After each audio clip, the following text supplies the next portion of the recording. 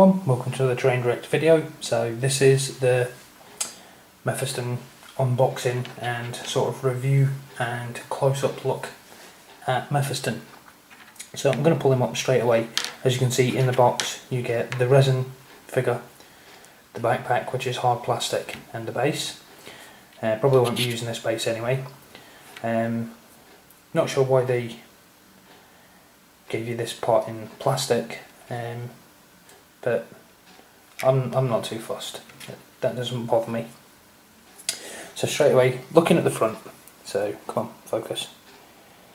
Yeah, so looking at the front, the first thing that I was expecting is, the first thing I was checking on and checked really carefully was if you can see the skulls in his robe.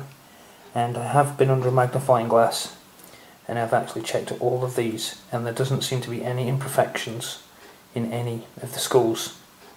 That's where I was expecting to see bubbles, but there was none. Same down this side.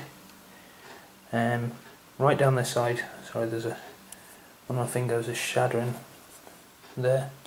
So I was expecting to see a bubble down here. There was none. In the underlying cloak, just inside here, I thought that was a bubble, but it's not. It's a crease in the actual cape itself, so that's fine. So the face is as crisp as you like. The armour, very nicely crisp.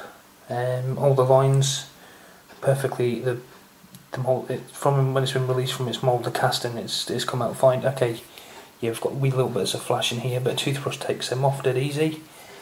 Going around to the back, there is some small minor flaws, and I mean they are tiny. So you can see some pitting here, and a couple of bits of pitting just up here, but that's no different from what the metal miniature had. I'm pretty certain that it was even worse in the metal miniature. The actual level of pitting that we got. So there's no actual bubbles down here. You can see down here there's another little bit of pitting, but again, not overly concerned with that. The metal mod miniature was pretty much the same as well. A little bit of a sand or file, and that'll come straight out. So yeah, there's no major flaws absolutely anywhere. Anything that I do find is going to be completely nitpicking, and it is just literally pitting that seem to find. So come on, focus. So you can see there's a little bit of pitting just up here. But again, I'm pretty certain that the metal miniature was worse than that. So it's a really nice cast. The hand has come out fine. The gun, perfect. This little tiny bit of warpage just in here, nothing that hot water can't sort out. Other than that, absolutely perfect. And as I say, I'm completely nitpicking. The amount of mould lines or anything is next to non-existent. It's just more of a case of removing the flash parts and the actual where they, I can't remember what they call, like the reservoir points for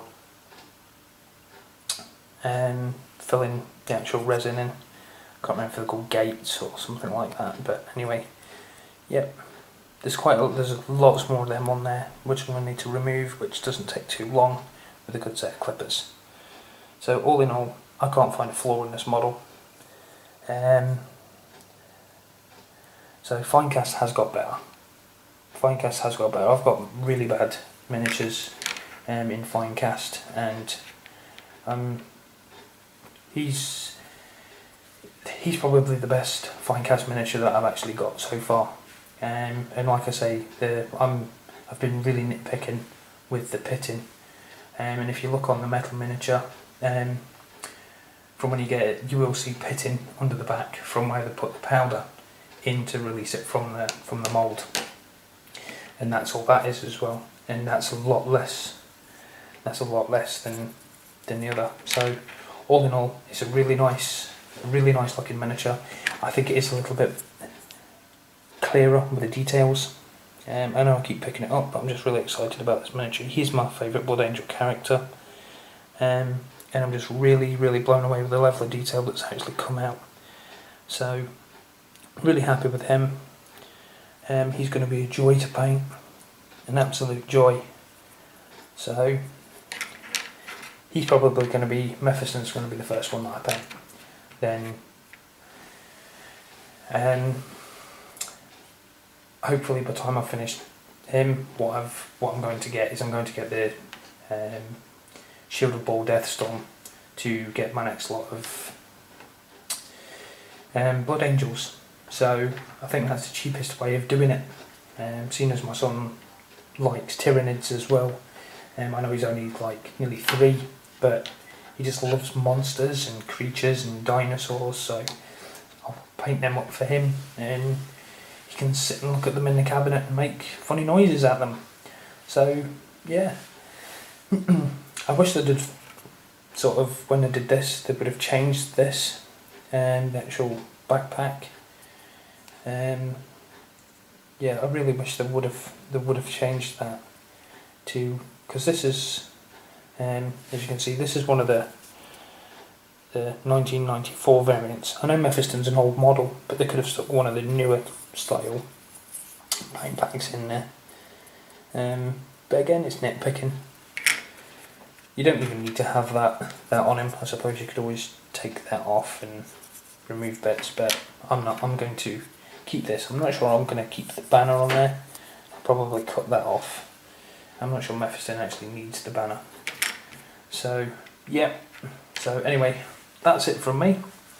Take care, guys. Oh, let's see if we can get the fist in here. Take care, guys. Happy wargaming.